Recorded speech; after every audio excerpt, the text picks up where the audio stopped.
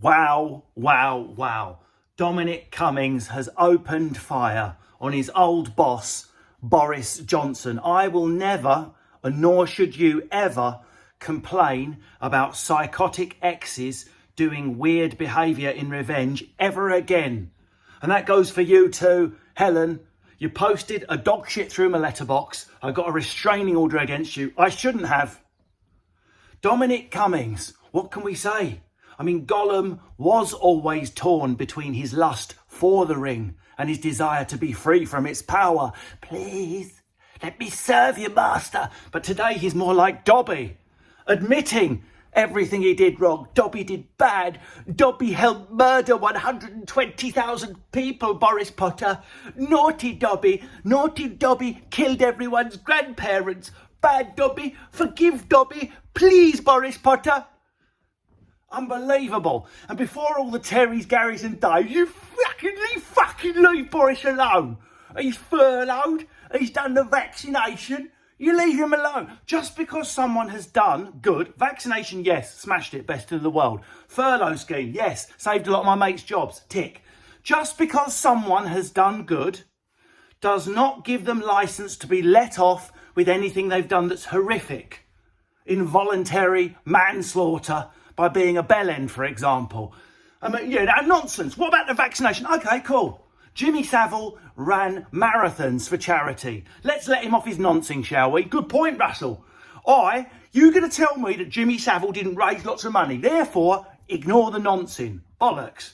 I'm going to raise a lot of money for children, then I'm off over the park to touch some kids. Doesn't matter. As long as you've done lots of good, of course it matters.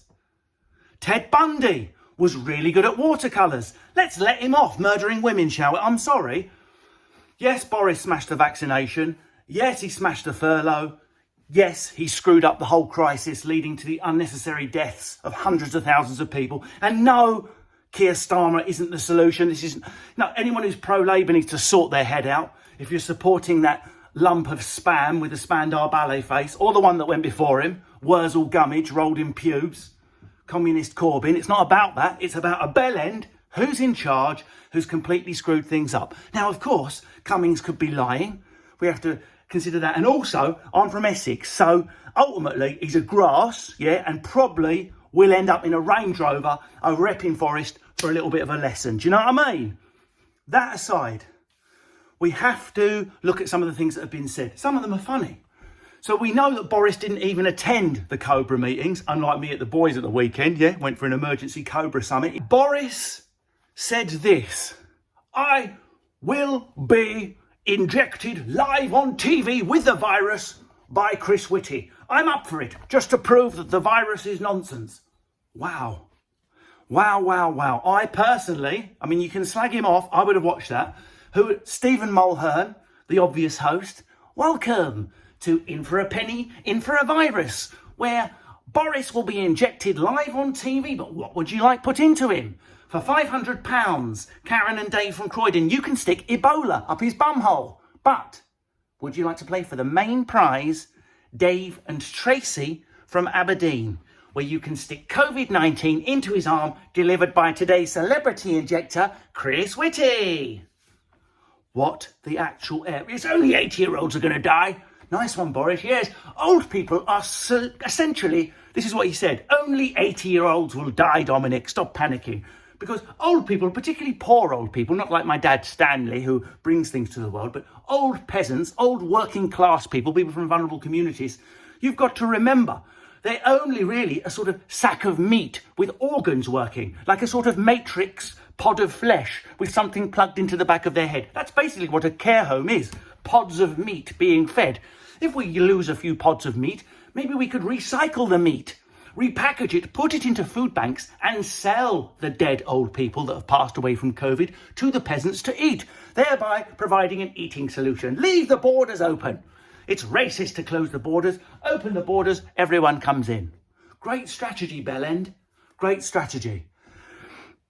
My favourite quote of the whole thing was Dominic Cummings saying, I offered to be in charge and bring things into shape and avoid the chaos. To which Boris replied, I quite like chaos. Chaos is great because people just sort of look for me for sort it out, and I'm well up for it. Why are you on a fucking lads' holiday to Faliraki? That's my memory of it. Was like, I really want to, come on lads, I want to have fun, but let's at least have a schedule. Nah, fuck off schedule. I'm going to eat a bag of ketamine here, and it will get wonky, but that's part of the fun, you square. Let's just get off our tits and roll down the main strip and see what happens. Legend, bad Dobby. Dobby helped kill 120,000 people. Naughty Dobby. I mean, and there's Matt Hancock, of course. Matt Hancock apparently has been called to be sacked twice, 2-3 times. He's still hanging on. And you're probably thinking, Matt Hancock's done a good job. He cried when the vaccination came. Maybe. Do you actually know anything about privately educated Matt Hancock, who went to both Oxford and Cambridge? That's literally noshed on two shafts of elitism. Oh, Oxford, then Cambridge. Oh, Oxford, then Cambridge. What did he study? Virology, health? Is he a GP with a dissertation in infectious diseases? No, he studied philosophy. That's what he studied. And given Boris was said today, he was told by Dominic, we're fucked. That was the quote. We're fucked, Prime Minister. Well, there's your philosophy, Matt Hancock. We're fucked, therefore we're fucked. His head looks like someone sellotaped a Brazilian fanny cut onto a potato. And he's in charge. Selling contracts to his mates. You know, when we were both like talking about Aristotle when we were at Exeter College, Oxford, I was just sort of thinking we had so much fun. Do you want to make some masks and that just so we can hang out? I'll bring over some mead and maybe we can cover ourselves in linseed oil and pretend to be Agamemnon and Achilles like we were at college. Oh my God, invade my Troy hole. You leave Boris alone. You couldn't have done better, Nick Grimshaw. I'm going to go out on a limb here. Whoever is the thickest person watching this, if I was to smash your head in with a brick and put amyl nitrate poppers up your nose, you would still make better decisions than Boris did last March. It's turned out you couldn't have done much worse. How could he have known?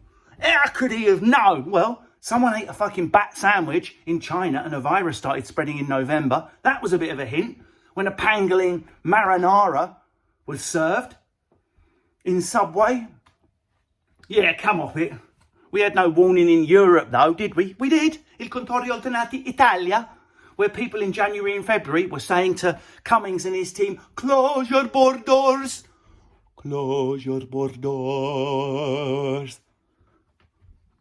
Did we close our borders? No. As we saw at the time, and as Dominic Cumface has revealed today, Boris said, we will not close our borders. Nonsense. The virus is nonsense. I want to be injected live on TV. It's crap. It only kills poor 80-year-old working class people anyway, and they're less than shit. They're scum. Play back the press conference from last March. Britain is open for business. We're open. In you come. There's no such thing as a virus. There's just too much banter. Cough banter, it's called. I call it. In you come. Britain is open. I'm open. No mask. Bin your masks. Masks are bullshit. I'm onto the wards. Onto the COVID wards. High five the nurses. High five the patients. Catch COVID myself. Fuck up the country. Bell end. Bad Dobby. Dobby helped Boris do it. Forgive Dobby, master.